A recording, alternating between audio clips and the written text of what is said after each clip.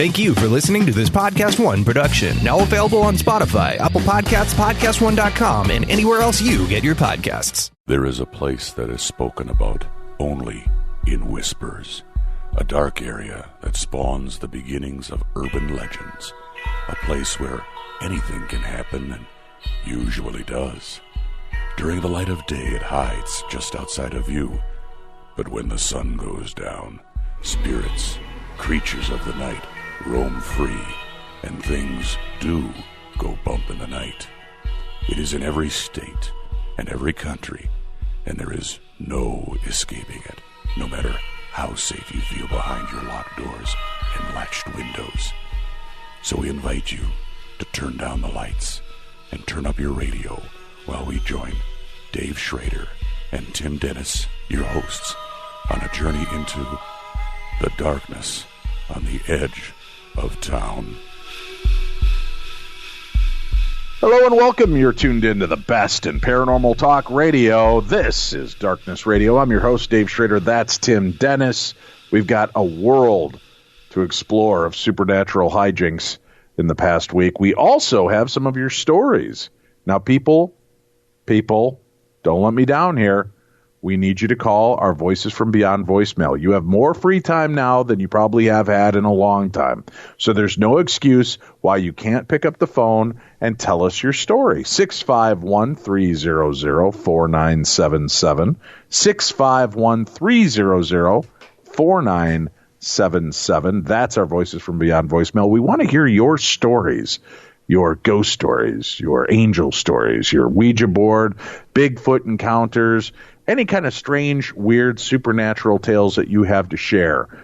If it's family story, your story, we want to hear them. So you call in, you have a 3-minute window there to leave us a message and tell us your story, as you've heard done on so many of our episodes. So give us a call, 651-300-4977. 651-300-4977. Tim, I am a man of the people, by the people, for the people. Any other little adjective thing you can stick in there, I guess. And when people reach out to me en masse, I will respond, Tim. And we have got a pressing news story that has been sent to me multiple times this week. People demand that we cover this news story. Okay. And I was trying to stay away from doing this, Tim. Okay. I wanted to kind of avoid it, but when the audience demands that you cover a story, sure, you cover the story.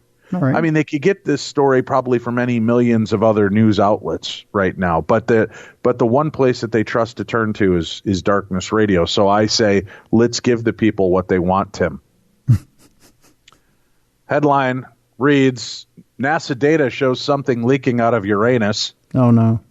NASA scientists digging back through decades-old data from Voyager 2 spacecraft have made an eyebrow-raising discovery, Tim. And you know how I feel about eyebrow-raising. Well, yeah, you're quite fond of it, yeah. Uh-huh. Yeah. Something appeared to have been sucking Uranus's atmosphere out into space, Tim. Oh, Dave, no, that's how you get coronavirus. Well, that's what they say. When Voyager 2 flew past Uranus in 1986, Tim, it seems to have passed through something called a plasmoid, which is a gigantic blob of plasma, essentially, that escaped Uranus and likely pulled a giant gassy cloud into the air along with it. That's what Space.com is reporting, Tim. This is coming straight from science. I see. Based on that data Voyager 2 collected as it flew through the planetary flatulence. NASA thinks the plasmoid itself was about 127,000 miles long, twice as wide, according to Space.com. That's a lot of gas, Tim. Yes, it is, yeah. A lot of gas from Uranus. Oh, my. And while the data first published in August in the journal Geophysical Research Letters can give NASA a better understanding of Uranus's atmosphere, one gas bubble doesn't seem to tell us anything. No, it doesn't. No. Imagine if one spacecraft just flew through this room and tried to characterize the entire Earth. That's what NASA researcher Gita DeBracchio said in a news press release. Obviously, it's not going to show you anything about what the Sahara or Antarctica is like. NASA speculates that a similar gas-expelling phenomena could explain how Mars came to be so barren and dry.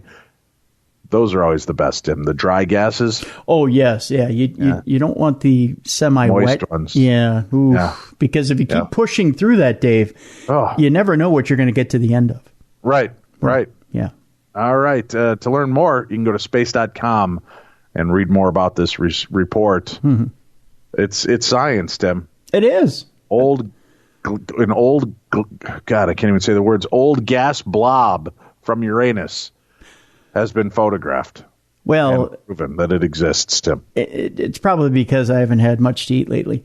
You know, provisions, Dave. We're eating old provisions over here now. Yeah. Haven't been to the grocery store for a while. Yeah. So here we are. Mm-hmm. We're at a new week. Mm-hmm. Here, we're queer. Get used to it. Let's delve into the world of supernatural news and Parashare. I've got stories to read from our listeners, some emails, people wanting to reach out and touch us, Tim. Maybe not after hearing about the gas blob escaping Uranus, but probably they want to connect with us, so they've written to us, Tim. I don't know if you know that's one way to reach us. Dave@darknessradio.com is the email if you have a story you want to share or wild thought, exciting news to share. Mm-hmm. You can email me, Dave@darknessradio.com. For all hate mail, angry, just send right to Tim@darknessradio.com. Did you get more hate mail this week? Is that no, I just, it just, to me, it just, okay. I'd much rather you field that. You're better at it than I am. It makes me want to weep and rock in a corner somewhere, Tim. I like to chuckle at it. It's kind of fun. I like it. Doesn't really make me weep and rock in a corner. I just want them to feel like they got to me, Tim, so that they, we won. Ha ha. I want to give them, it's a weird, dark time in our history, Tim, and I wanted to give the haters a little sense of victory. It's the heel in me. I love the hate mail. I don't know why. It just makes me laugh. All right, my friend, where shall we begin in the world of the supernatural news? Well, let's start with this story, Dave, mainly because there's a Reese's Bunny ad that keeps popping up on it. That becomes your favorite news story then, doesn't it? It amuses me and it pisses me off all at the same time.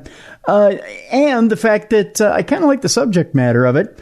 One of the better concerts I saw this past decade was Foo Fighters. I don't know if you've ever been to a Foo Fighters concert, but it's... I have not, Tim. You need to take of the Foo, Dave. It's... I do. Yeah, partake of the Foo.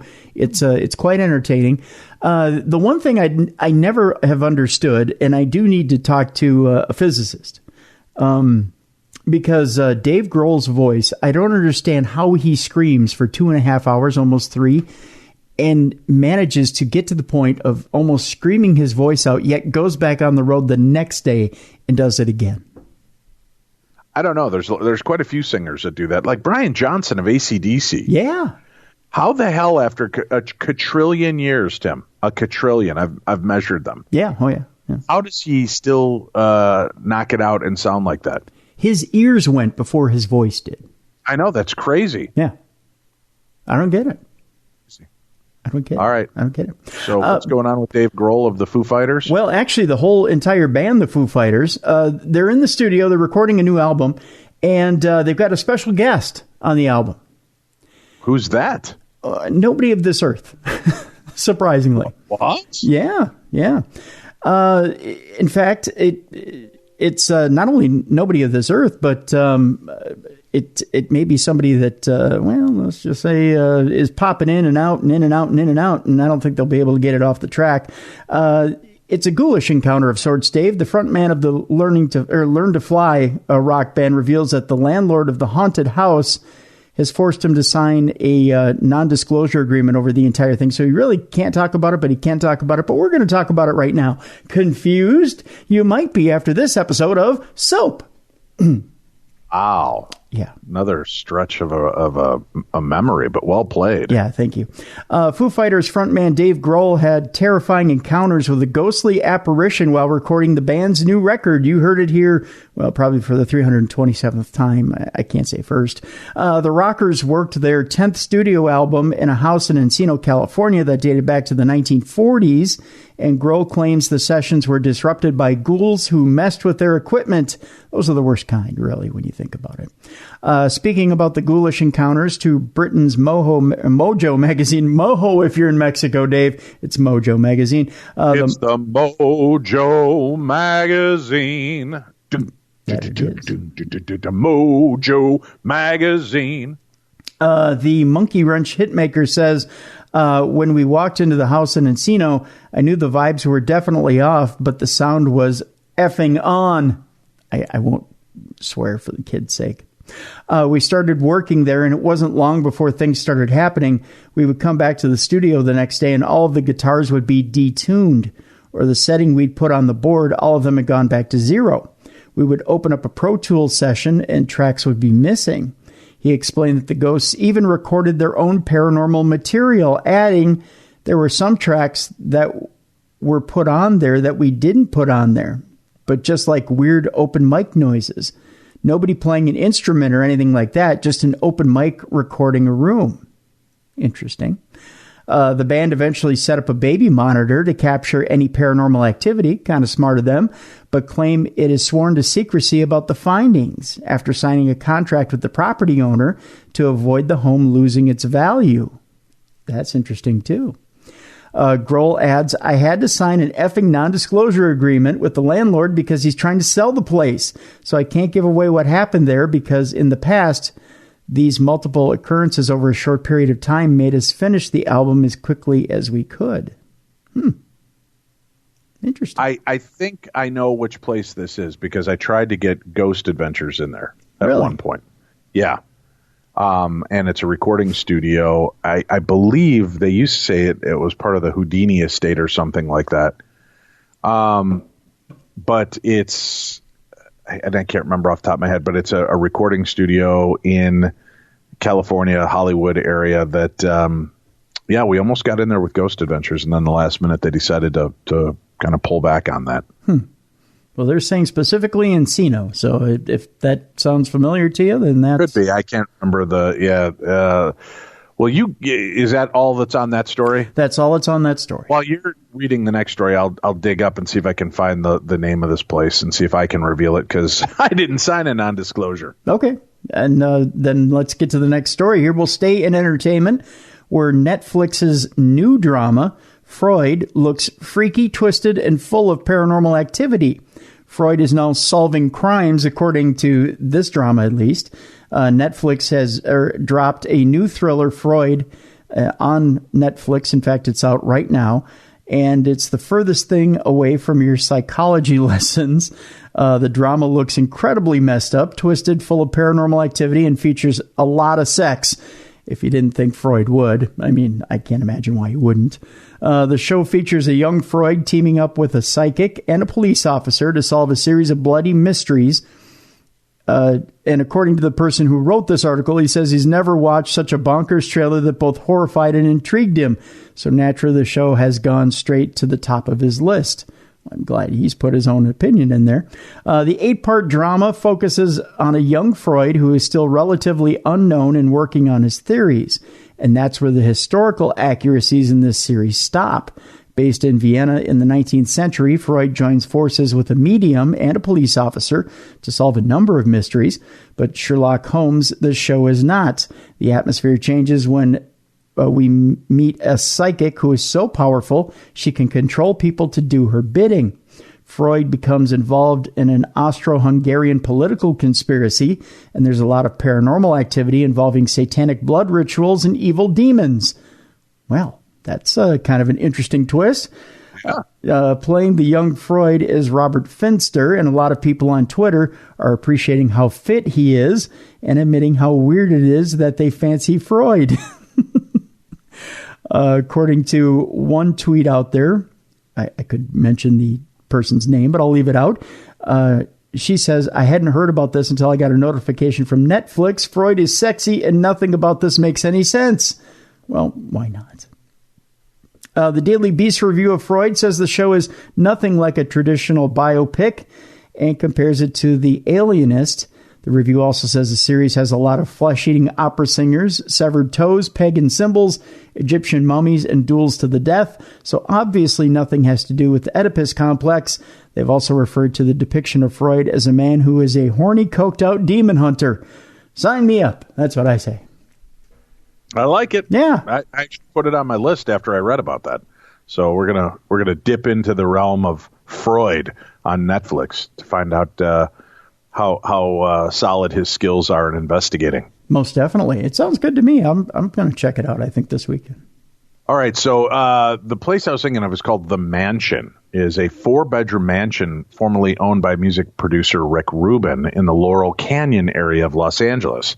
Originally, it was built back in 1918. The house is famous for the successful bands that have recorded music there, although many say that Harry Houdini lived at the mansion.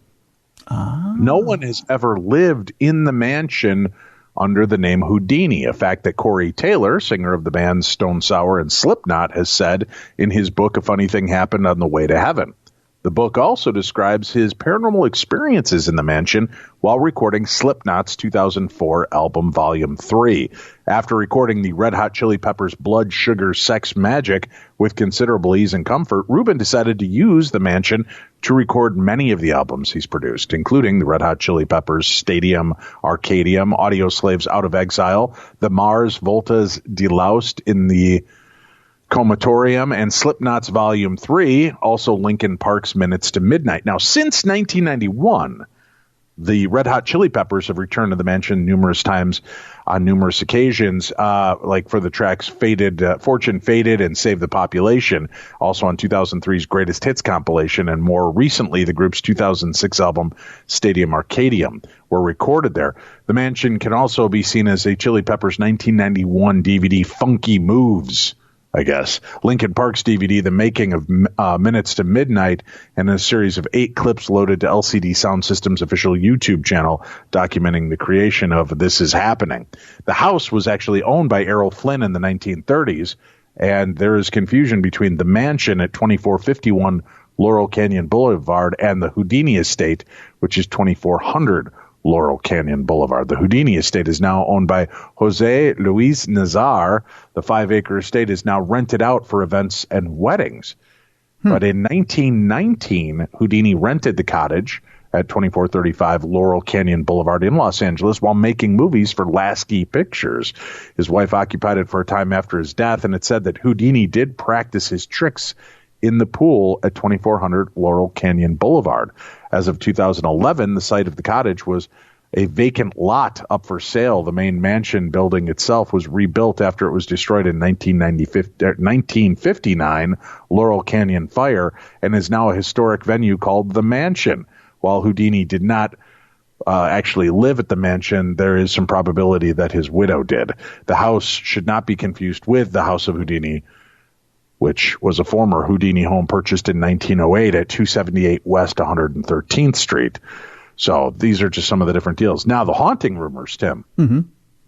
The 9-piece metal band Slipknot reported experiencing a number of unusual events while living there during the recording of their album Volume 3. Drummer Joey Jordison claimed to have had an unsettling experience in the basement when he felt something touch him sexually, and subsequently never went down there again. Singer Corey Taylor took 2 pictures of light anomalies hovering near the thermostat in his room that changed the temperature.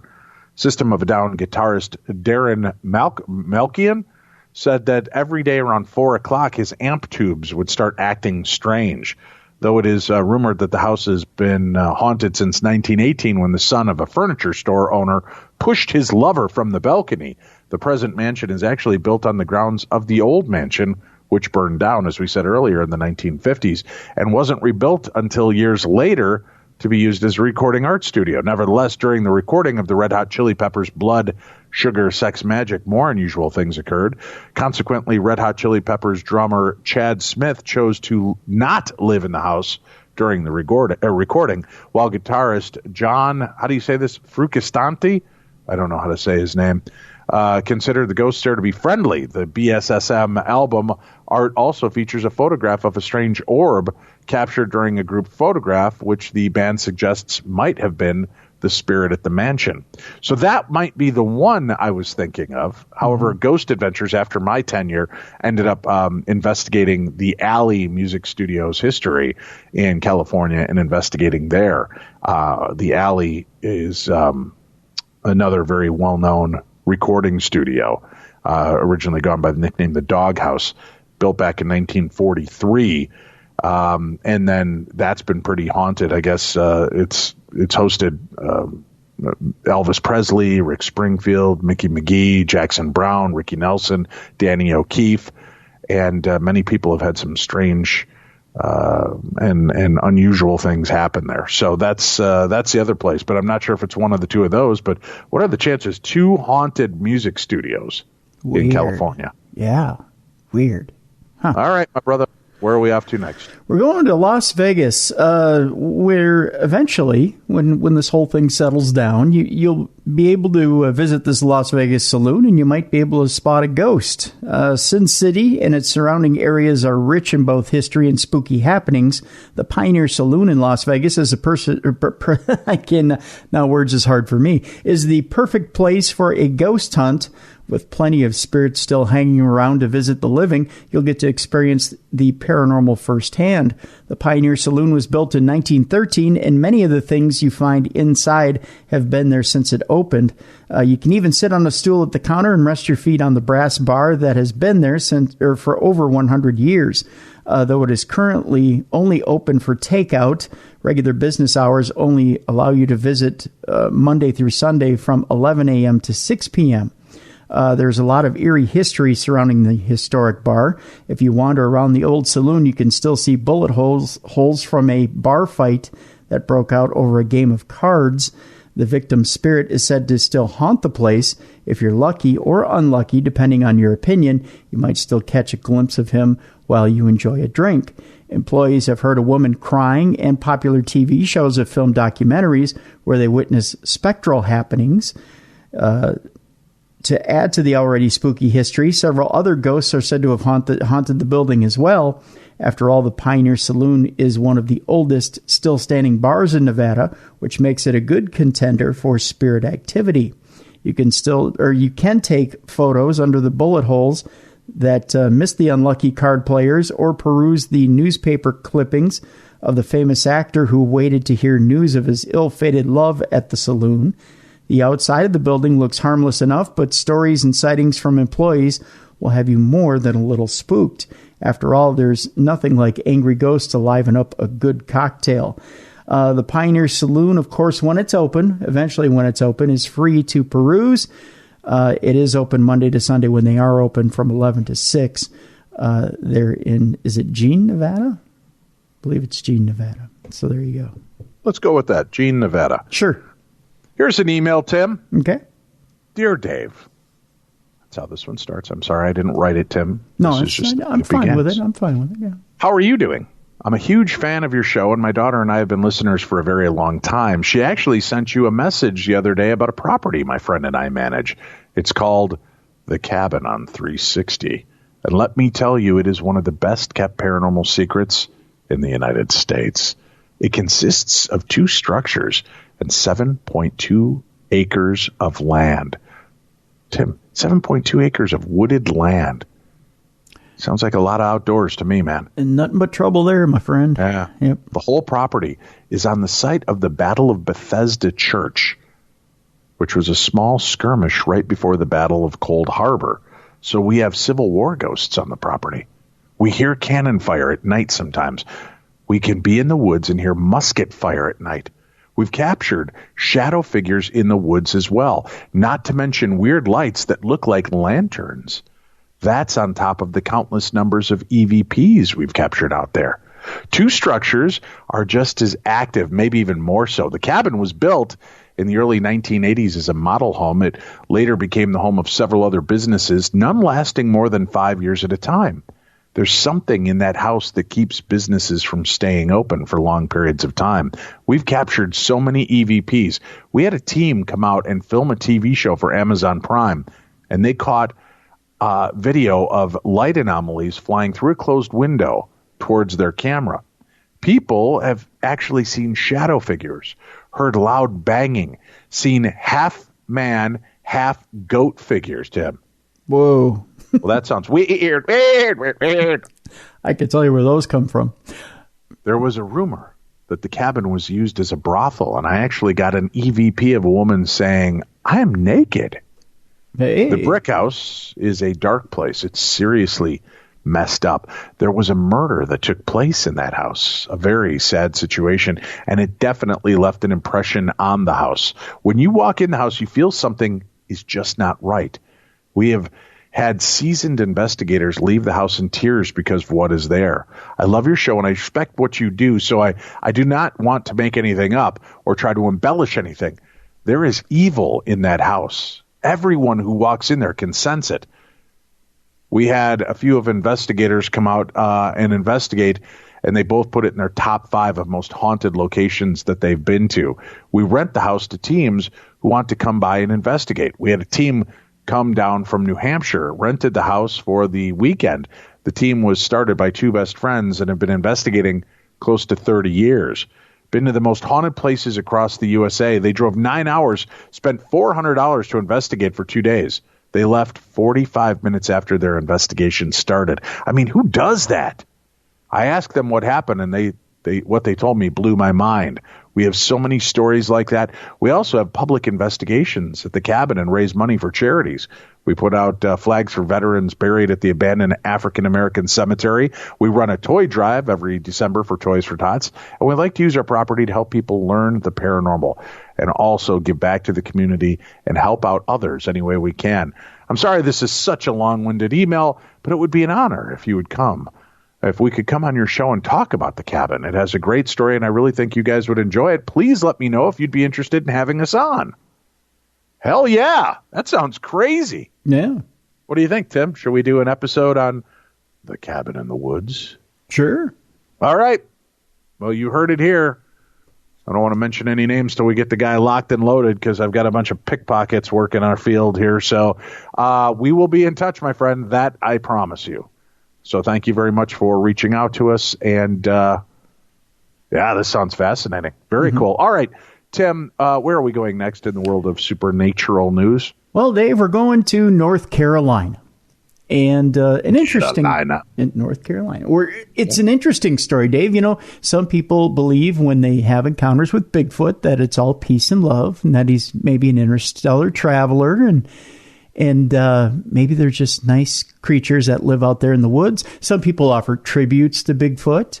Other people have experiences where maybe, you know, their houses get pelted every once in a while with rocks, and they believe that we can coexist in nature with Bigfoot. And other people get the bleep scared out of them. What? I'm just saying. Who could be frightened by the gentle giant of the woods, the skunk ape, the Bigfoot, the Yeti, Tim? The swamp man, the booger, the woolly booger. Those are just some of the nicknames lavished upon Bigfoot. I sometimes get woolly boogers. This guy that we're about to talk about right now. Okay. Yeah. This North Carolina man, which we're about to talk about, was visibly shaken last week following what he says was an encounter with Bigfoot. According to a local media report, the unnerving incident occurred this past Friday afternoon in the community of Littleton, North Carolina, as Jesse Walker was taking out his trash. When he looked towards a wooded area nearby, the witness says he was stunned to see a bipedal creature covered in shaggy black fur. The approximately 6-foot-tall beast appeared to be hunched over. And this is where we'll pick it up with Jesse Walker's recollection of what happened with Bigfoot. Okay. All right, so we're taping you now. Tell us what you saw. I know I saw Bigfoot. And that was just no more than, 20 minutes ago? That's right. And that's off Moore Street? Right. The stretch of woods behind the house that you're staying in? That's right. So what did it look like? Can you tell us a little bit more? Well, he was black. He was all bent over. He had big... His feet was real big. Did it scare you? Yeah. How tall would you say it was? He was real tall. He had big hands. What did the fur look like? It was just like his fur was real black, and it was shaggy. So it was long. Long. Yeah. Could you see the face at all? Yeah. What did that look like? Well, look, he looked, I don't, all I know that he looked tall. Was the face look hairy too? Yeah. Okay. And how fast was it moving? Did it see you? Yeah. Yeah. So this is, once again, this is another daytime sighting, middle of the day. That's right. Right now it's approximately 1 o'clock, so Yeah. little past. So this is a midday sighting, another sighting in Littleton, and this is the 4th sighting in that same stretch of area. Did you believe before this? Well, yeah. I believe what people told me, but it's because it's real now. And obviously it's upset you quite a bit. Yeah. And you came right here to tell us. Yeah. Are you going to be comfortable staying there tonight? Yeah. Okay. I will. We'll do is we're going to set up a camera in your backyard, and I'm going to go out and look and see what else we can see, because this is amazing that we're seeing something like this. Yeah. Hey, Jess, thank you so much for the interview. Okay. Hey, Jess just came by. Just let us know he's coming. Though. He disappeared. What's that? He disappeared. Came as quick as he went. Yeah. In which direction was he going? He was going towards the woods. So heading in our direction, heading south. That's right. All right. Yeah. That's the second sighting south. Now we have to go back behind your house. We have to see if we can find some prints. Okay. All right. Well, thank you. Okay. So evidently he wasn't going to the Piggly Wiggly, Dave, on his way out. I feel my heart breaks for this guy. You could hear how distraught he was to see this. I mean, I'd love to talk with this guy just to get an understanding of why he was so emotionally traumatized. Because he had big hands, Dave. And big feet. And big but feet. My heart just breaks for that guy. I mean, he legitimately sounded terrified. He did, yeah. Unlike that cat from a few years ago describing the Bigfoot with the long, beautiful, flowing blonde hair like Fabio. Right, yeah. You remember that guy? Yeah. He was kind of sexually attracted to the Bigfoot. He was a little turned on, yeah. This guy's just terrified. That's so sad. But, wow, that's really interesting. And that they got that report within 20 minutes of his sighting. You could hear that initial response. And I wonder, is it, maybe we're mistaking it as fear, tears. Maybe it's just one of those. Have you ever seen something so like there are sometimes I'll go to a concert and see a musician that I've always wanted to see. And when they come out and belt out the opening words of one of their songs, I'll get that kind of feel, that kind of choked up emotional feel. Like an adrenaline rush. Yeah. But it's emotionally charged because of what this means to you. Right. So, I mean, I got to be honest with you. I've had that experience at a few concerts over the years. Mm-hmm. And you like to think that you're in a place where you're always pretty much in control of your own feelings and emotions. Mm-hmm. I still am, but I was such a huge Springsteen fan in 1985 when he was touring with the Born in the USA album. I went to see him at Soldier Field in Chicago. Mm-hmm. And met this delightful, beautiful young lady there who at one point grabbed me by the hand and led me through the crowd so we could get as close to the stage as we could. Mm-hmm. And we get out on one of these, extended risers, and we're, just jamming. We got relatively close to the stage, but we were really close to this riser. And again, this is how emotionally impacted I got, right? Just from being in that charged environment there. I don't know. I felt like they said that there was about 100,000 people at Soldier Field that year, but I have a hard time believing that. But, they filled the stands and the entire field with people. So maybe there was 60 to 70, 80,000 people, but I digress. But you're all there in this emotionally charged moment and seeing somebody that you really respect. And Springsteen comes running out on the riser right in front of us, right? Mm-hmm. And I've got this girl up on my shoulders. And Springsteen's jamming, and all of a sudden he just starts shaking his head and sprays the entire couple of rows with Springsteen sweat. And I will admit, I slapped my hand to my face where I caught his sweat, and I screamed like a little girl at a Hanson concert, Tim. Oh, my. Yeah. Yeah, I'm still not quite sure why I was able to retain my man card after that, but I did. Maybe it's because of where I keep it. People are like, no, go ahead, you can keep it. But that moment, I literally, Tim, I couldn't even get my voice to that shrill of a note again if my feet were on fire right now. Right? It was this screeching, I can't explain it. It was like you're watching footage of the girls reacting to the Beatles or Elvis Presley or Michael Jackson. I don't think I've ever screamed like that at a concert. I mean, I don't know why. I've yelled pretty loud, but I don't think I've ever. Yeah. Well, yeah, you and I have been to concerts where we've been like, woo! Although I will tell you, I remember distinctly you and I at a concert together. I want to say it was Northrop Auditorium. And, or maybe it was the Historic State Theater. And when Ray Charles came out on stage and started singing, you brushed away tears twice. I did. I watched you reach up and you had that huge dopey smile and you kept wiping tears off from it because we were there. We saw Ray Charles. I was moved by that concert. But in retrospect now, when you think about it, you got to see the great Ray Charles. Well, yeah, no doubt about it. That's why I said it's amazing the impact that music. I mean, we were both so emotional at that moment. It reminds me of the concert we saw at Northrop Auditorium. Yeah, there are two. The Prince concert, Tim, where I was moved to want to shit on the stage because of the crap that Prince was trolling out as music. Well, no, you say crap, but oh my God, you're a guy who's like, just play me the hits and let me leave. Well, not even that. No, I just want to enjoy the music. This to me wasn't. It was the little fella just showing off. It was a 25-minute jam session on a song called "Funky for No Reason," right? Yeah, which really fits.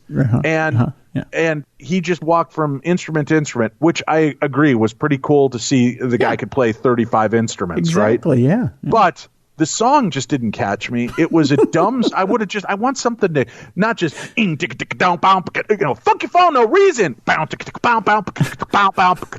Funky for no reason as he plays each instrument. To me, that wasn't entertaining. I wanted a little Purple Rain. I wanted a little Delirious. I wanted a little little Red Corvette. I wanted a little When Doves Cry. I think we got one medley of his Purple Rain hits. So it was like every Purple Rain album song in 1 3-minute cover. And the rest was trash. I will defend you here because there are a lot of Prince fans that will say to you, well, what were you expecting? Because that was a lot of his concerts. But I will defend you here. It was supposed to be a concert that he had announced that he was back and he was going to play nothing but the hits. And he came out with a huge songbook at the beginning. Right. That was supposed to be all of his hits, threw it up in the air, and then proceeded to play Funky for No Reason for 25 minutes. Right. So, yeah. Here was the thing. Yeah. This is the kicker of it, too, folks. This wasn't the artsy-fartsy time with the signal or the symbol or whatever the hell you refer to it as.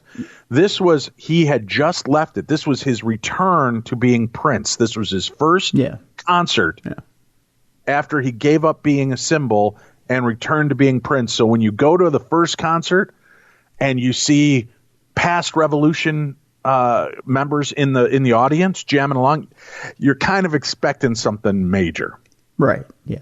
So, and had I been prepped, had you said, Dave, listen, Northrop Auditorium, Prince is going to just be doing a freeform jam session with a bunch of other musicians. Would you want to go? I would say, yeah, let's do this. Northrop Auditorium, let's go. Mm-hmm. And you know what I'm saying? Then you go into it. It's like going in expecting a nice cup of ice cold chocolate milk and ending up with a mouthful of flat Budweiser beer. That's how I liken it. You go, refreshing, kind of, but not what I wanted. It wasn't your typical Paisley Park performance where he would just jam. No. Yeah.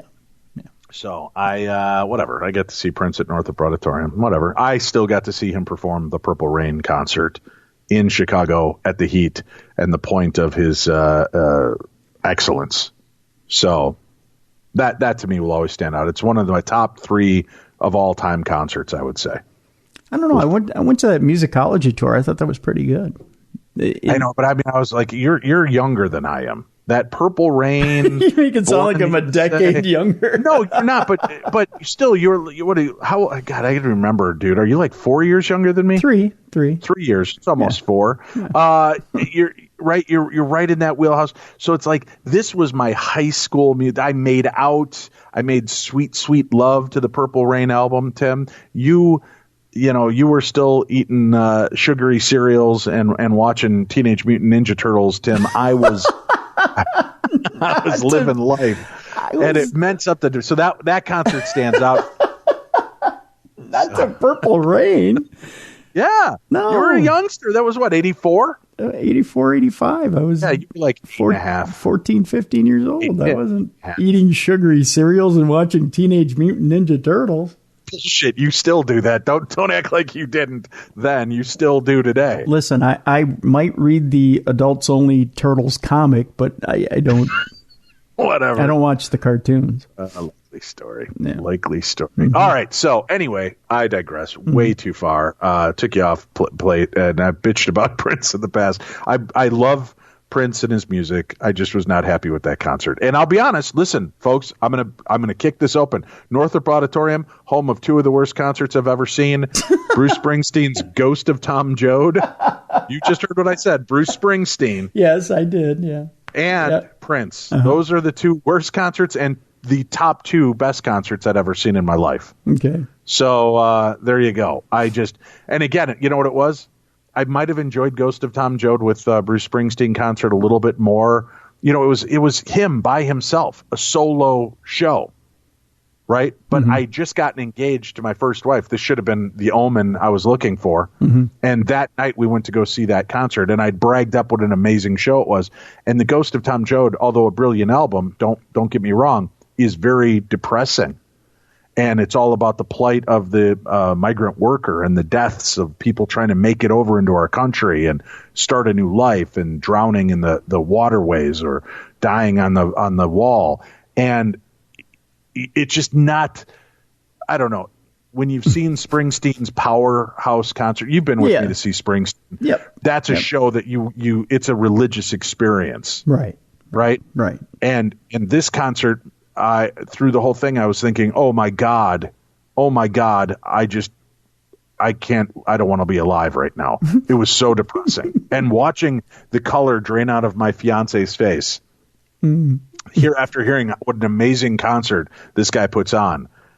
Northrop Auditorium, F you. That's all I have to say. Although I got to admit, I saw Robin Williams there and I laughed so hard I punctured a lung. Well, that's good. Yeah. So. Yeah. Very cool. Well, there you have it. So see, I'm an equal opportunity disappointed musical fan with live concerts, folks. So I can honestly, but again, had I gone in with that impression, or maybe even just gone by myself, I think it was because I'd hyped him up so much to my fiance that I wanted this to be the Springsteen experience I knew it to be. And it wasn't. It was just very maudlin and dark. And she looked at me halfway through and just said, "Oh my God, this is so depressing." However, I took my son Nathan to see Springsteen in his last concert tour like 4 or 5 years ago, right? And Nathan's like, "Yeah." And his mom is the woman I was engaged to, right? I just got engaged that day. So Nathan went with me, kind of reticent. Now he'd heard some of the good Springsteen songs, but I finally felt vindicated when an hour and 45 minutes into the concert, as the 69, 70-year-old's bouncing on stage, rocking the world out, my son turns to me and, clutching the sides of his head and his hair, goes, "This is effing unbelievable. Does this guy ever stop? This is an amazing show." I was like, yes, vindicated. No, go tell your mother. Yeah, go tell your mother. All right. This has nothing to do with the paranormal, but it's just us rambling. And we like to talk, folks. And we're trying to, fill and entertain and keep you guys with us and keep you into our worlds. But there's just a little insight into the world. But that year, we saw Harry Connick Jr., Ray Charles, like Paul McCartney, Frank Sinatra.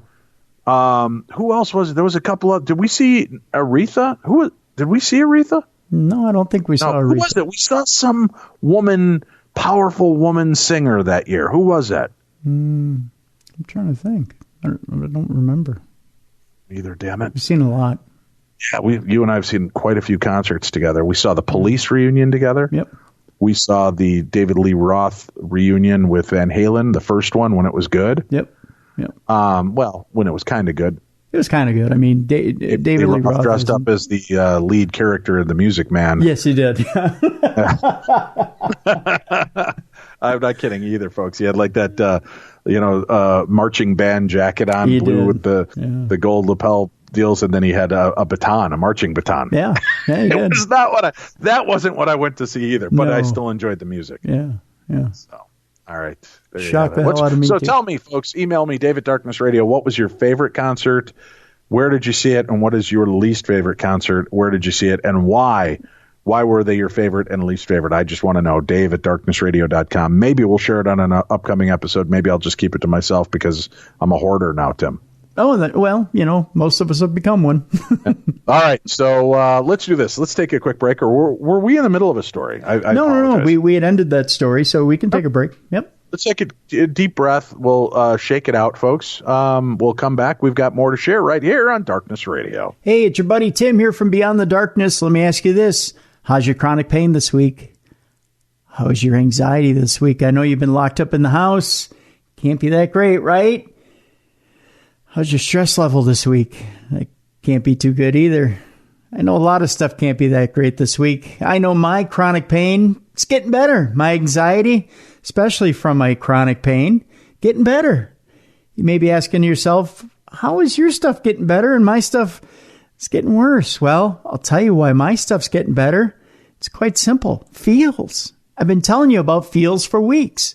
If you experience stress, if you have anxiety, if you have chronic pain, or if you're having trouble sleeping, I know a lot of us are having trouble sleeping, especially with the stress in our lives, at least once a week, you're not alone, especially now in these times. Many of us do.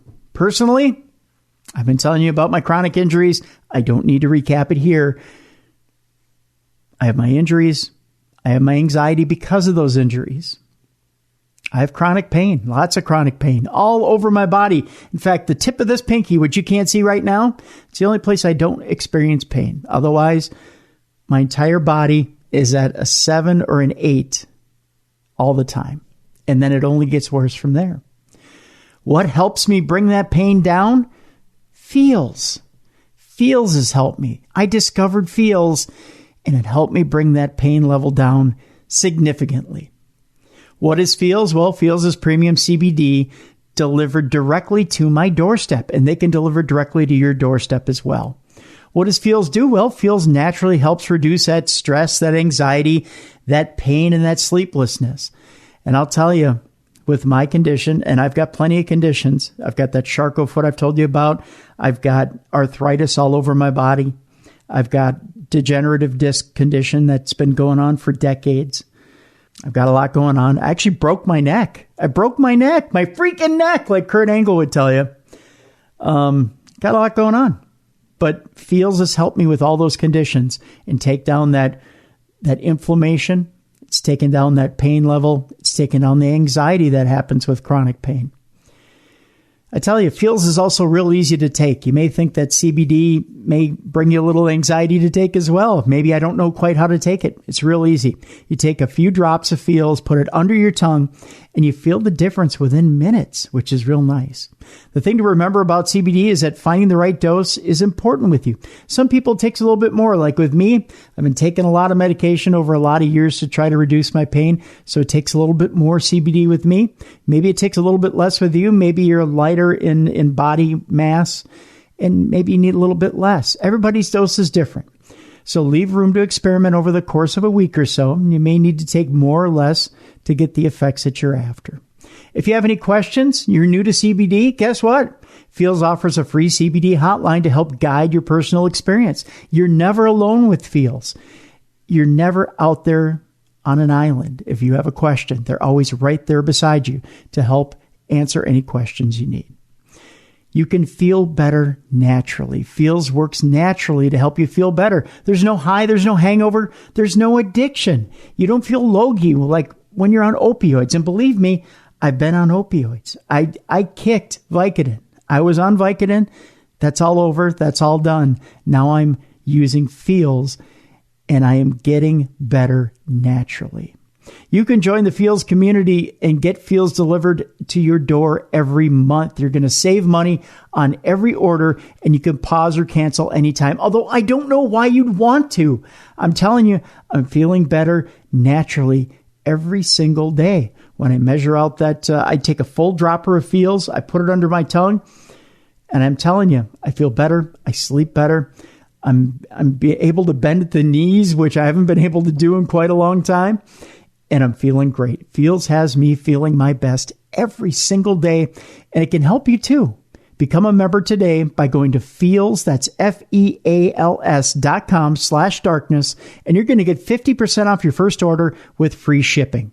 That's Feels, FEALS.com/darkness. Become a member and get 50% automatically taken off your first order with free shipping. One more time, Feels, FEALS.com/darkness. Do this for me. Lessen that stress today. Take that anxiety away. Help your chronic pain. Get a good night's sleep for once. For just once. It's a time of extreme stress. It's a time where you don't need one more thing heaped upon you, along with your chronic pain, along with your anxiety. Treat yourself right now. Give it a try. Get 50% off your first order with free shipping. Go to feels.com/darkness. Become a member. Get 50% automatically taken off your first order with free shipping. Go to feels.com/darkness today.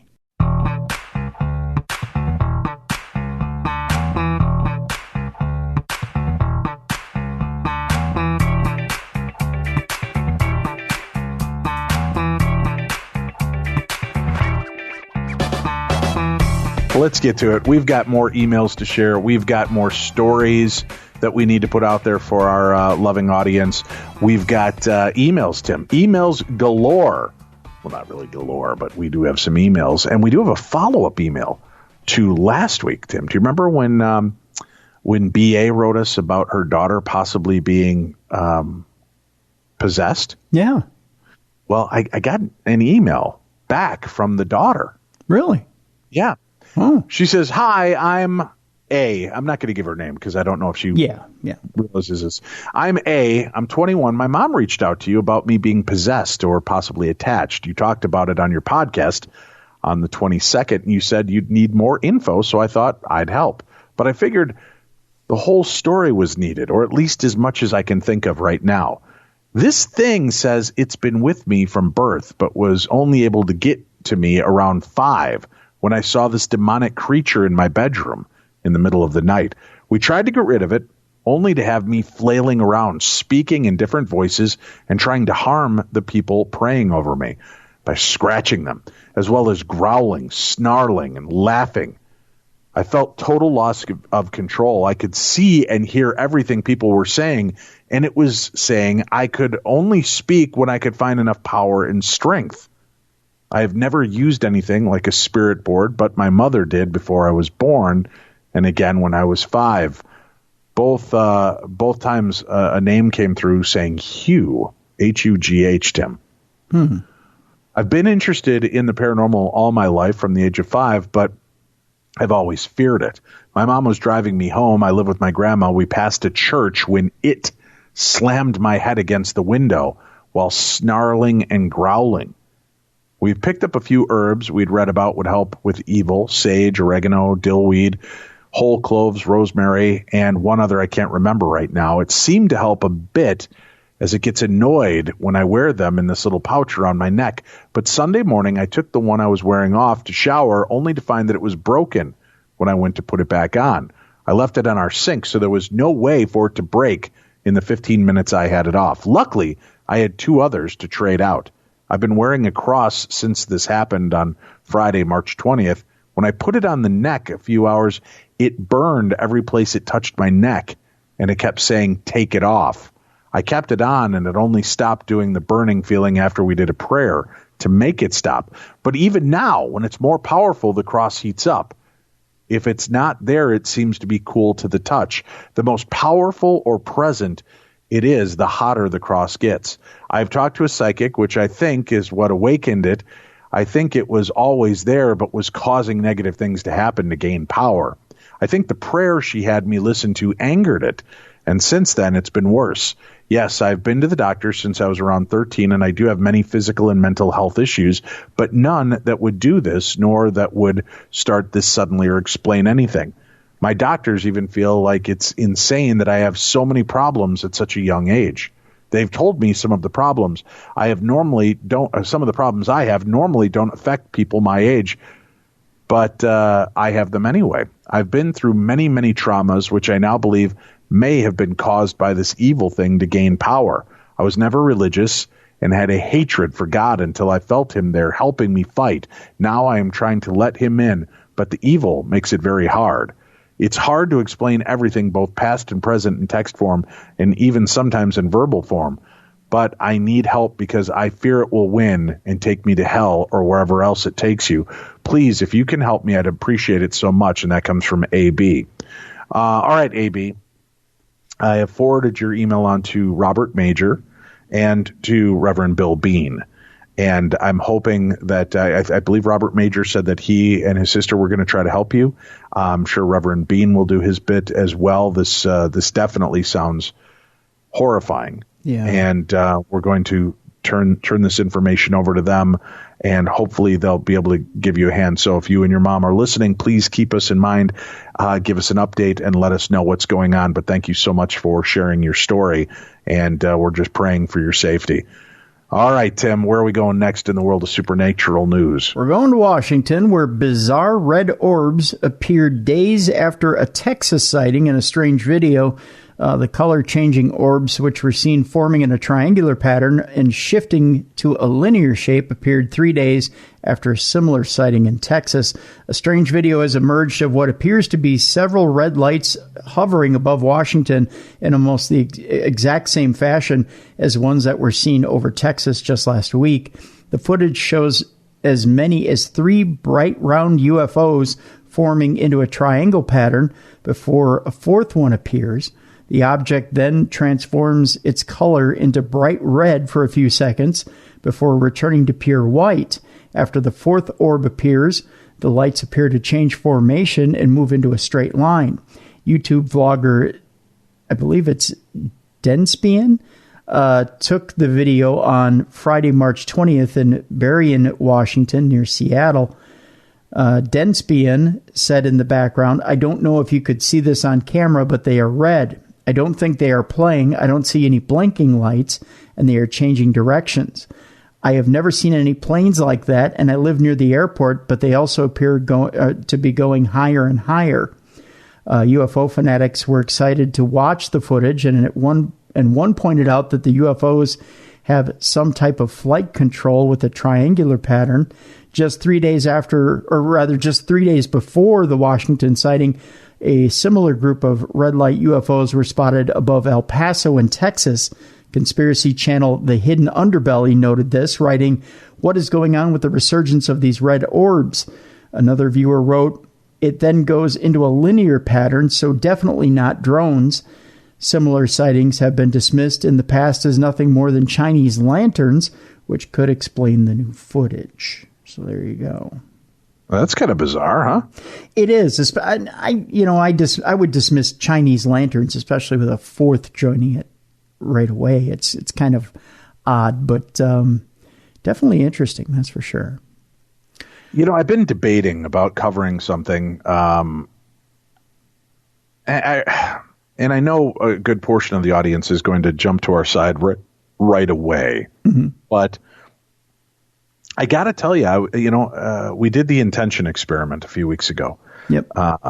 For the coronavirus. Yep. Hoping that something like that would work. If you didn't get a chance to listen to it, go back. I think it's a week ago, our Saturday show. And go back, and even if you don't want to listen to the whole episode, or you just want to be a part of that intention experiment, it's right at the beginning of the episode. But I actually got mail, people pissed off that in the intention I involved prayer. Really? And I'm kind of baffled by that. I'm like, right now at this point in history, that's what your complaint is that we did a prayer. I've had, a couple people posted, just knock it off with the prayers already and blah, blah, blah, blah, blah. Here's just all I got to say to you. You know what? I appreciate you listening to the show. I appreciate you being a part of our world. I don't come to your job and tell you how to do your work. Don't come to mine and tell me how to do mine. In this time that we're living, we're all just doing our best, and we're trying to do something together. And if it's a part of the show that you don't like, you have the ability to A, turn off the show, B, fast forward the show, or C, shut the up. That's all I got to say. I just don't understand anger and irritation sent in our direction because we included prayer during that intention. Desperate times call for desperate measures. I prayed a prayer of Christian faith. Feel free to plug in whatever faith system you believe in. Whether you want to call on Mother Earth, Gaia, Universe, God, Donny Osmond, whoever your deity is fine. But I believe that by everybody coming together, we have a better chance of something magical and miraculous happening. So I don't regret it for 1 second. And I guess I'm just really kind of sad that there are people out there that are irritated by the prayer aspect of the intention experiment. Well, let me ask an honest question, okay? Mm-hmm. So if you're an atheist, you're doing an intention experiment, what's the point? What do you mean? Well, honestly, what's the point in an intention experiment if you don't believe that something? If you're an atheist, the idea is that you're a skeptic. Well, what's the point? My thought is maybe, even if you're an atheist and you don't have a belief in a one higher being or a higher universal being, most atheists believe in the power of one of us, right? And I still think that coming together, we've seen enough things happen that seem pretty miraculous. But again, if you're an atheist and that's not your cup of tea, it was 5 minutes of an entire radio show. Right. And I don't think we add a whole lot of prayer on. We do a couple prayers here and there throughout the year. Recently, a couple more than normal. But follow me on this. Follow me on the entire chain of thought here. Okay. Sir, you're an atheist. You don't believe in a higher power. If you're an atheist, you probably also don't believe that the power of people getting together on an intention experiment, much like the power of prayer, you probably don't believe that a bunch of people getting together and wishing away a virus is going to work. In a skeptical mind that doesn't believe in a higher power, you're probably not going to believe that a bunch of people wishing away a virus is going to work. You're probably going to believe that science and getting together and putting together practical solutions is going to work before an intention experiment is going to work. Agreed. So why would you write in to complain about prayer anyways? All it is just pissing in the wind and complaining about nothing. Right. Well, that's what your prayer is, just pissing in the wind. There is no God. Well, that's fine. That's what we're doing. And we're trying to do it on a positive way. Right. So why not save your energy in typing and go find a cure for the thing instead of complaining to us? And we're not certainly not trying to say this is superseding science, but hey, we're just praying for the right answers to come and putting it out there. So whatever it is, I just like I said, I wanted to address it. I don't usually like to address those kind of situations because it kind of empowers people that are negative. But I just I really don't get it. Let's just be happy, positive, and do what we can, because some people don't like to feel powerless. Some people want to do something, and even if it's just saying a prayer or focusing, that's to me the idea of coming together for a suited cause is powerful, and that should never be belittled or put down. But everybody's allowed their theories and beliefs. But honestly, if that kind of show bothers you, don't tune in. I also had somebody else berate me in an email because they listen to our show, they love our show, but the episode when we were talking about hoarding and everything, and that the flu kills more people and blah, blah, blah, they were only listening to like part of what we were ever saying. I was saying when we were discussing that, that the naysayers are saying the flu kills more people per year, but that's because the flu has been caught by more people. right? And that at that point, the virus that's circulating our planet wasn't as prevalent. But if you looked at the measurable sides of it, it was equally, if not more deadly.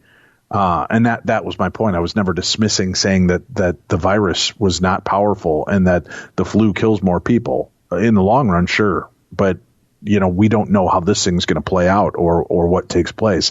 And when I was talking about kind of hoarding and having stuff here because I was worried about how other people were going to react, I do have to have that concern. And you can look down at me all you want. I've got a family of 9. And right now I'm watching as people are freaking out because they don't have food. They don't have things. They don't.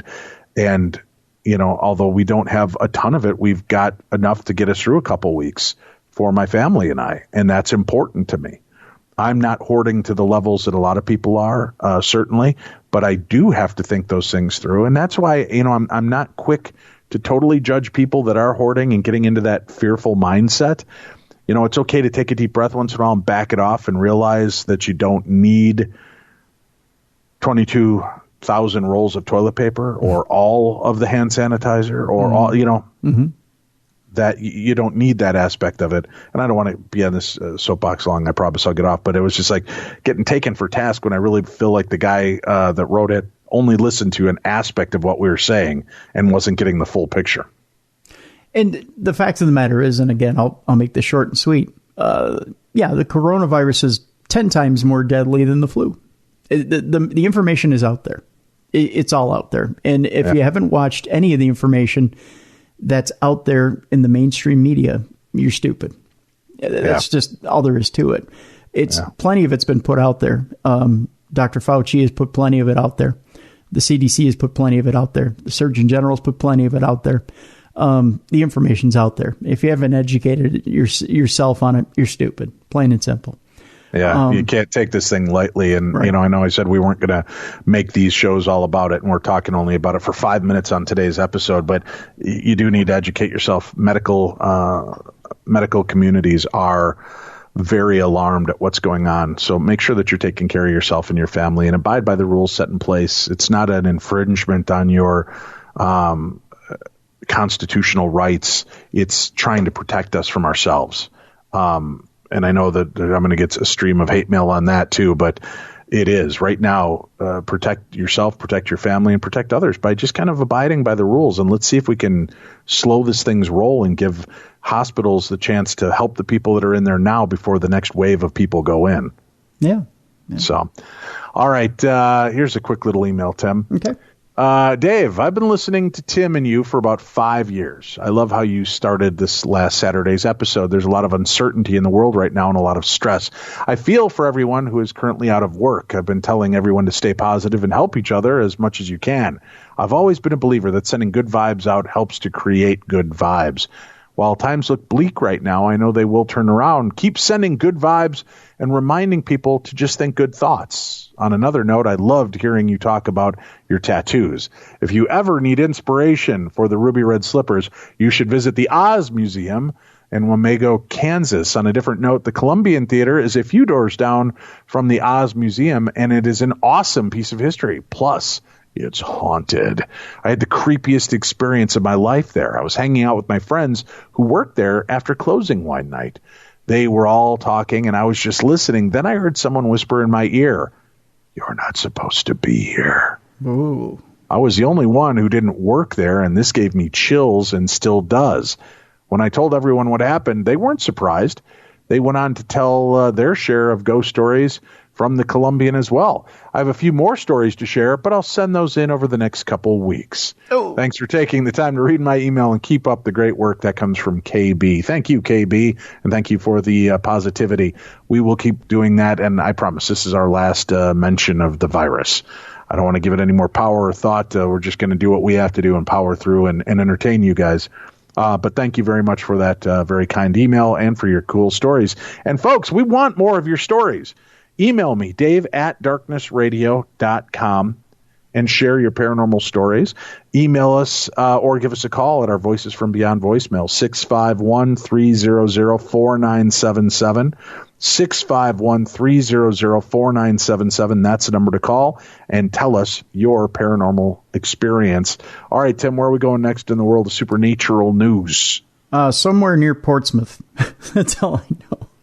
Good enough for me. An international team has discovered a new species of flying reptiles, and another reason to stay indoors.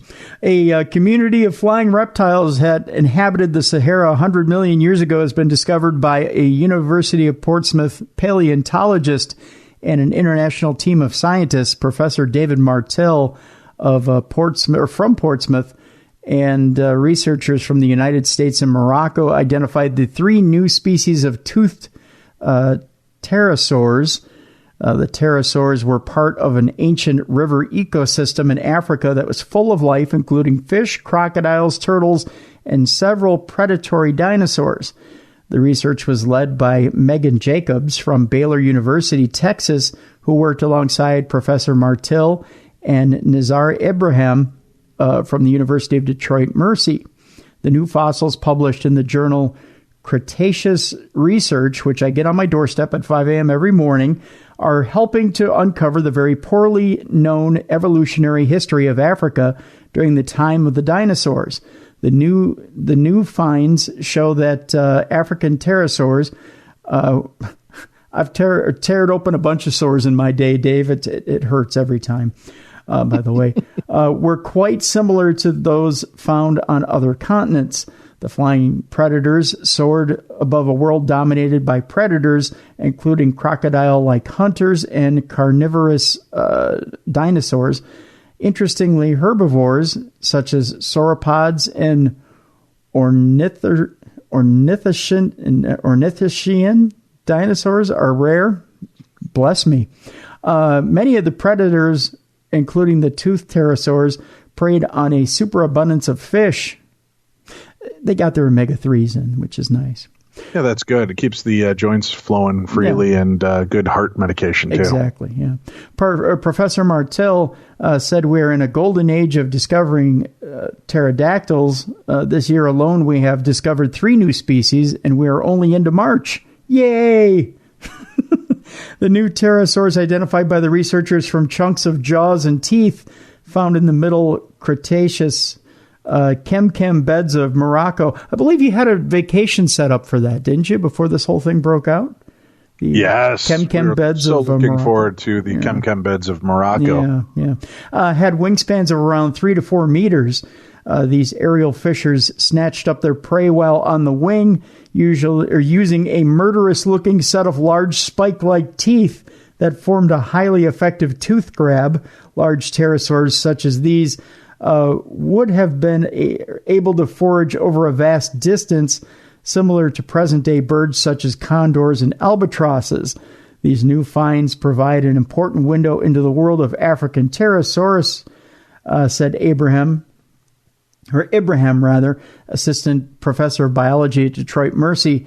We know so much more about pterosaurs from places like Europe and Asia, so describing new specimens from Africa is always very exciting. One of the species, let me see if I can get this right, Anhangara, was previously only known from Brazil. Another Ornithoscarius. I love sending you these stories. God, this is almost impossible. My dick card has been played for the day. Yeah. All right, but the long and the short of it is they found yet another new species, flying lizards. Had until now only been found in England and Middle Asia. So there you go. Whatever that word was there. That's very the story. Cool. Yep. All right, what's our next story, sir? California county debates resolution to protect Bigfoot. Here we go, folks. We're going to protect that unfound species. I love these stories. In a bizarre bit of local politics, the supervisor of a county in California recently had a lengthy debate over whether or not to pass a resolution that would punish any individuals who purposely kill a Bigfoot. Has one been killed yet, Dave? No, but in California there have been a couple of drive-by Bigfootings. I see. Probably by gang members? Yeah, exactly. Yeah, okay. The strange matter came up during an otherwise routine meeting of the Trinity County Board of Supervisors last week alongside mundane governmental issues such as increasing the animal control budget and awarding a liquor license to an area restaurant was an eyebrow-raising proposal aimed at protecting Sasquatch. Specifically, the resolution argued that there is evidence to indicate the possible existence in Trinity County of a nocturnal primate mammal variously described as an ape-like creature or subspecies of Homo sapien, also known as Sasquatch, Yeti, Bigfoot, or giant hairy ape, noting that the purported presence of this creature in the region has not only drawn interest from researchers, but also gun-toting individuals looking to take down the beast. The bill called for any premeditated, willful, and wanton slaying of Bigfoot to be punishable by a fine of up to $1,000 and or imprisonment in the county jail for a period of 1 year. Well, that's pretty light for killing Bigfoot, don't you think? Does this sound like we're on the precipice of a kind of disclosure if they pass this law? Like they're starting to acknowledge this thing exists? I think so, especially in California. Political junkies who are also paranormal enthusiasts will be delighted to know what the actual meeting in which the Trinity County Board of Supervisors debated the issue was broadcast on YouTube, which is nice to know. The surprisingly long and decidedly amusing conversation could be seen in a video there on YouTube. It begins with board member Bobby Chadwick, who put forward the proposal, reading the resolution to her colleagues, and then opening the floor to questions or comments. After a somewhat uncomfortable spell of silence, fellow board member Keith Groves laughingly asks, "Why is this on the agenda?" In response, Chadwick explains that there is enthusiasm regarding the Bigfoot throughout the county, that the purpose of the resolution is to help facilitate the well-being of the creature. Why don't we want anyone hunting or shooting Sasquatch? Groves' concerns about the unorthodox nature of the proposal were echoed by another board member, John Fenley, who told the group that he had received quite a few emails from irritated constituents wondering what the heck is going on with all of this, and groused that I got beat up. Evidently by the constituents, not by Bigfoot. Despite the pushback from her colleagues on the board, Chadwick posited that there were possible educational and tourism-related benefits to the bill. Fenley simply responds, "I get it, but my constituents just," before bursting into laughter. Following some positive comments from members of the public who attended the meeting, the final debate over the proposal takes a surprisingly heated turn when Groves declares that, rather than being hilarious, I actually find the resolution to be insulting, as it encourages laxity in the use of firearms.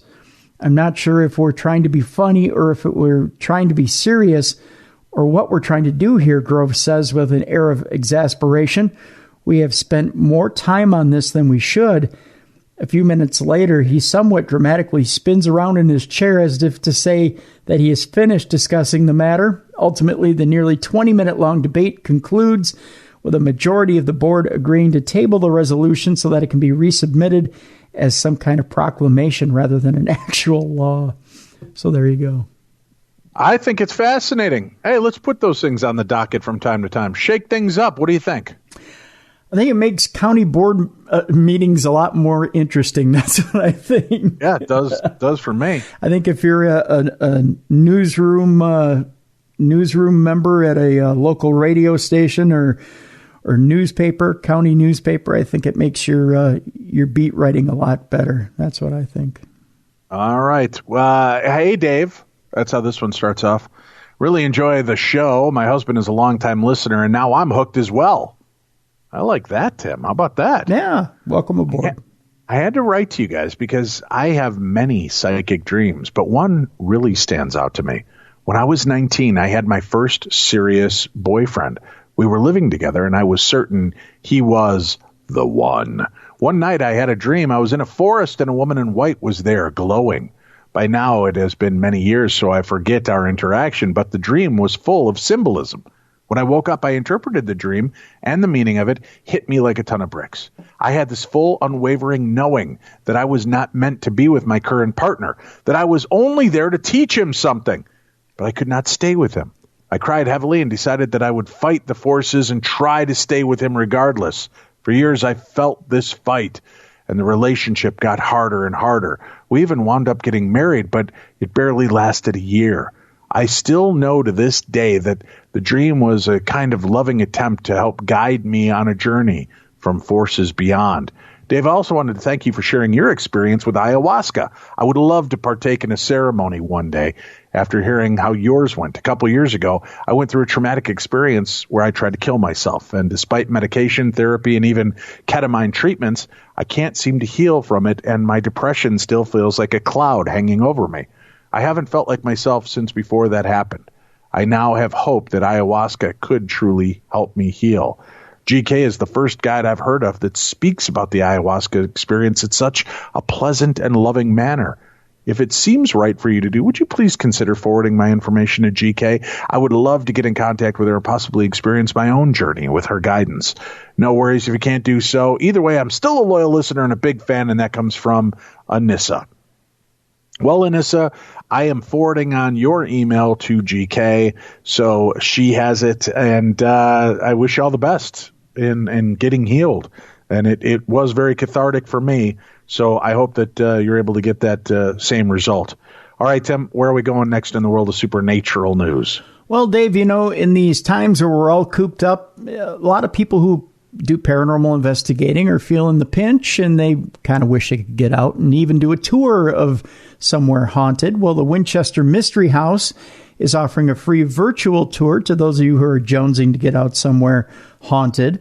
Anyone self-isolating due to the coronavirus pandemic can now explore the mansion's mysteries from home. One of San Jose's most popular tourist attractions, the enigmatic mansion has 161 rooms, 40 staircases, some of which are leading to nowhere, 10,000 windows and 2,000 doors. Constructed in 1884 and owned by Sarah Winchester, the widow of gun magnate William Wirt Winchester. The building is said to be haunted by the ghosts of those killed by Winchester rifles. Its interior is as lavish as it is bizarre, with a peculiar room layout, doors leading to solid walls, windows on the walls of inside rooms, a large bell which is rung every Friday the 13th, and multiple decoy rooms that Winchester used in an effort to fool the spirits she believed resided there. Sadly, like most tourist attractions, the Winchester Mystery House has had to close its doors for the time being due to the coronavirus crisis. However, that doesn't mean that you can still can't see inside the home.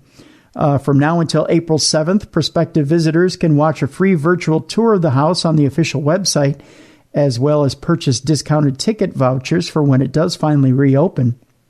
For nearly 100 years, passionate caretakers and skilled craftsmen have looked after Sarah's mansion and offered informative tours in order to share her amazing story, said Winchester Mystery House General Manager Walter Magnuson. We depend on her guests to help us continue her legacy and keep the history and intrigue of the house alive. You can check out the virtual tour by going to winchestermysteryhouse.com, and there you can get your online tour and ticket vouchers. That's pretty cool. Yeah. That's pretty cool. I'm actually thinking, with some of the strange phenomena taking place in our home, I'm thinking of putting up a night vision camera in my room and streaming my wife in my bedroom for any viewers that are interested in watching for paranormal phenomena while I sleep. That almost sounds kind of shady.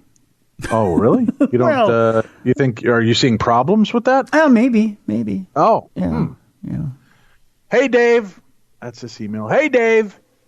So I'm a late comer to the Holzer Files. I just bought the first season on Prime, and on the episode with the ship, and you and Shane were attacked. All right. So this was on the Constitution, USS Constitution in Baltimore. Mm-hmm. I wanted to include this email because I wanted to try to put this out as a blanket statement to people because I get this question all the time. So when I was watching it, I noticed that right after Shane moved, after being touched down in the hull of the ship, there was a shiny light that seemed to be blinking right there. I would say right where his arm was. It blinked, and then it was gone. I was wondering if you guys had noticed it and debunked what it was or what it might have been connected with that touched Shane. Okay, thank you for bringing that point up. In the episode, there's a scene where we do our isolation experiments, and each of us are on different levels. Shane was down in the hull, #poor Shane, by himself in the darkest, creepiest aspect of the ship, and he felt something grab his arm. He got up and moved. Suddenly, Tim, something appears to start blinking or lighting up right from where he was sitting. Okay. And then it stops. The reason we don't even talk about it is it's not paranormal. Because it's an old ship and there are metal pieces holding it together and debris. What it was the IR light. After Shane got up, the IR light was hitting that shiny surface, and then it was kind of focusing itself. So it appears to blink in and out as the cameras are focusing. And then once it realizes it's not a thing, the intensity of the light dims down. So that's what it was. So we weren't remiss in our work of not seeing that, but we still love you guys watching the show, picking it apart and seeing if you can find anything we might have missed. But in that case, no, we did not miss it. It to us was nothing but something reflecting back to the IR. The email goes on to say, I just wanted to say I am loving the Holzer Files, which is on the Travel Channel, Tim, for people that would like to catch up if they didn't have a chance to see the original 10 episodes. Mm-hmm. Go watch it right now. It's a great time to catch up on the series. Yes, and I also love listening to you and Tim. Aw. Thanks for what you guys do. Well, thank you. Yeah, you're welcome. Thank you very much for tuning in. Oh, and I was really touched by your last podcast with your experience with the plant meds. It really touched me, and I broke down crying while listening to your experience. And I just wanted to thank you for sharing something so intimate with us. Have a great week, Val. See, they might be ready for me to share night vision cameras in my bedroom, Tim, so that my fans and listeners adoring around the world can tune in and try to protect me while I sleep.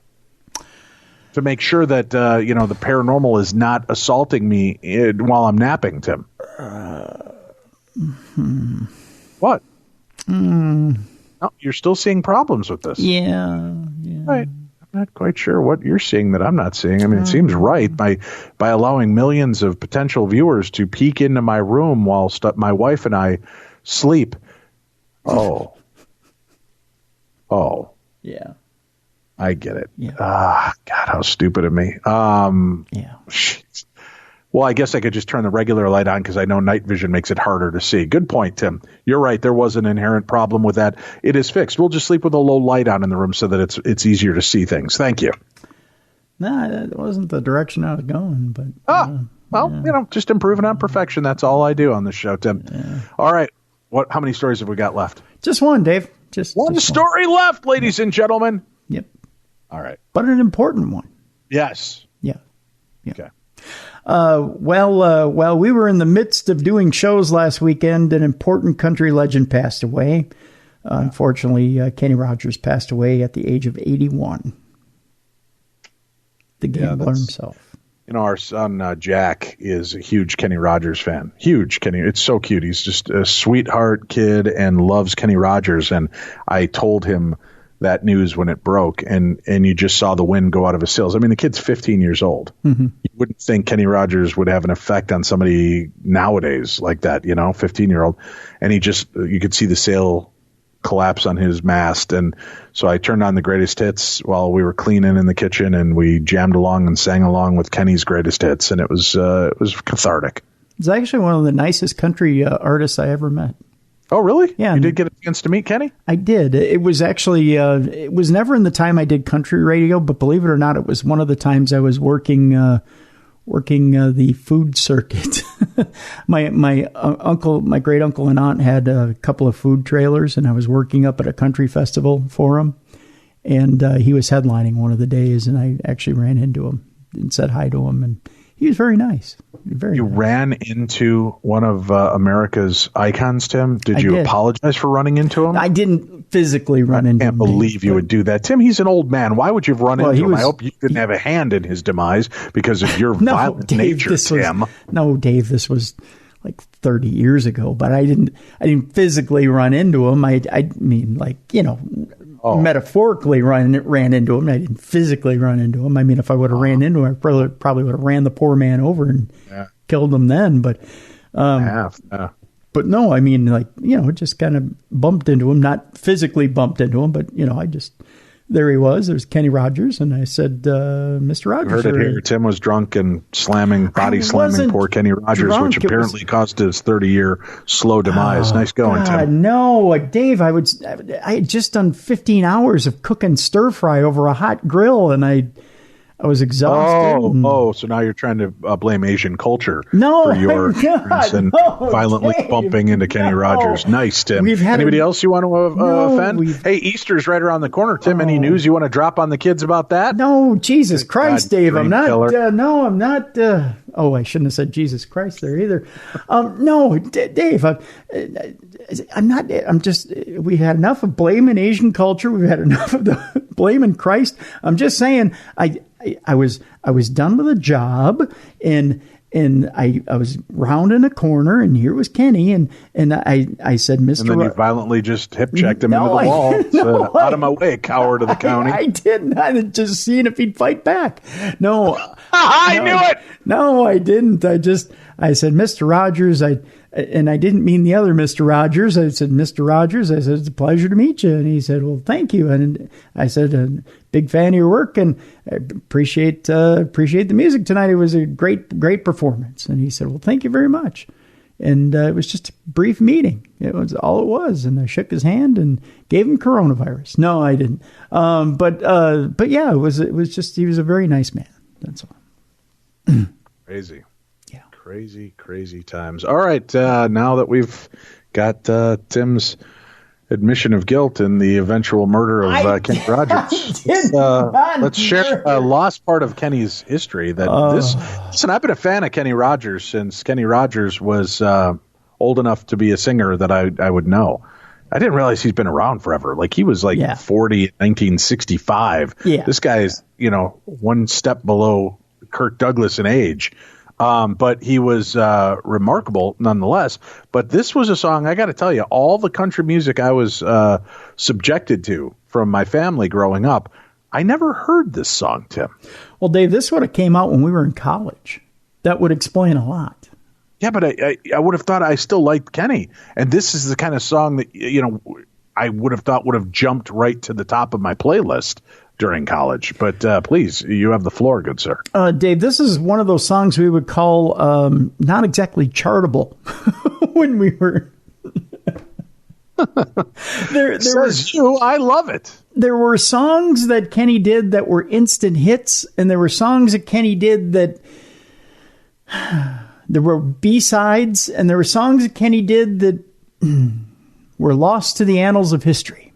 And are you saying this one should have remained lost? Yeah, maybe this was annals of history? Yeah, it should have been lost to Uranus.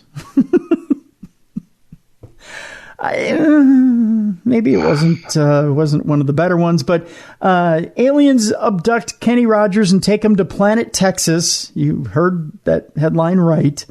Kenny Rogers' otherwise typical pop country album from 1989, Something Inside So Strong, threw quite the curveball at fans with its second single, Planet Texas. All right, I want you all to stop for a minute, search your brains, and see if you remember the song Planet Texas. Sure, it doesn't rank among his top 10 songs that he ever came out with. It would have been for me had I heard it. That would be right up there with The Devil Went Down to Texas. Don't remember that one either. Yeah. Doesn't even rank among his top 30 songs he ever came out with. But over 30 years later, the bizarre tale that likens the Lone Star State to an alien planet is an 80s pop culture curiosity, to say the least, if only because of a music video directed by Sex Pistols videographer Julian Temple. This music video, Dave, cost $600,000. Every penny well spent. That's all I have to say. And was made for the Rogers, Dolly Parton, and Willie Nelson special, Something Inside So Strong. In a May 1989 Associated Press article, Rogers described what eventually became a curiouser outlier in his catalog as something capable of redefining a legendary career. The quote is, "It's the most unique piece of music I've heard in 20 years, Rogers said at the time. It may be a new genre. It has to do with a space and time travel, but it's also a Western. These alien cowboys pick me up and take me to a planet called Texas." And if you've ever been to Texas, ladies and gentlemen, it is a planet on its own. We may do this as a movie for NBC, but we're also toying with the idea of trying to attract a Steven Spielberg or George Lucas to make it a feature film, he added. It's such an unusual concept and offers the same limitless possibilities that The Gambler did. Spielberg and Lucas never did come calling, leaving Planet Texas as one of the most bizarre. It says here top 30 singles by any country artist. I can't imagine that this charted. I'd have to look it up. Much less a legend the caliber of Rogers. Better yet, it's a reminder that country music isn't always serious business. With that, Dave, I say let's take a taste of Planet Texas. Are you ready? More than ready, please. All right, here we go.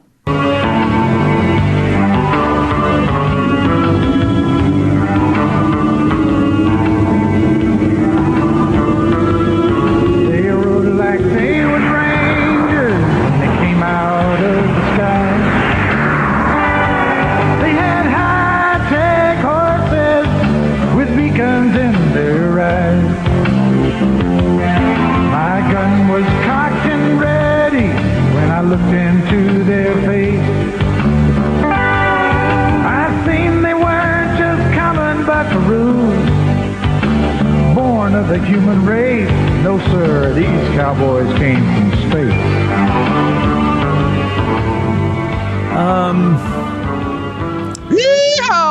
Yeah. That plays nicely into today's promo for tomorrow's show, Tim. All right. Listen, we have been a fan of the Skinwalker Ranch story for many years. As a matter of fact, I think we did the Skinwalker Ranch book, Hunt for the Skinwalker, with Colm Kelleher back in 2006. We've interviewed a few other guests in the ensuing 14 years, but never before have we had such unprecedented access to Skinwalker Ranch as History Channel is about to give us. Airing this Tuesday on the History Channel. At 10 p.m. Eastern, 9 p.m. Central is a brand new series called The Secret of Skinwalker Ranch. The new owner, the multi-billion-dollar owner, has opened up the ranch and allowed investigators and scientists to come in and try to discern what's taking place there. And we have for you a remarkable episode tomorrow. Dr. Travis Taylor from the TV series will join us. He's an astrophysicist who's worked for NASA and the government. He is going to tell us about the insights into Skinwalker Ranch and what we can expect from this season. Tim and I have had a chance to see the very first 4 episodes, and I dig it, man. I think it's a great series. Oh, yeah. Yep, very much so. It's not your typical ghost hunting show or, Where's Bigfoot or, Ancient Aliens. This definitely looks more into the science of the claims and tries to break it down and make it accessible. Great show. You guys are going to love it. Set your DVRs for Tuesday on History Channel for The Secret of Skinwalker Ranch. But more importantly, tune in tomorrow to the Best in Paranormal Talk Radio as we talk with one of the principal investigators of this new series and take you to a look behind the scenes at Skinwalker Ranch for the first time in history. So make sure that you check that out and tune in with us tomorrow. Thank you for spending your Saturday here with us today. We hope you enjoyed it as much as we enjoyed bringing it to you. Be safe, love one another, enjoy the time that you have together, and we'll be back again tomorrow with more of the best in Paranormal Talk Radio. I'm Dave, that's Tim, this is Darkness Radio.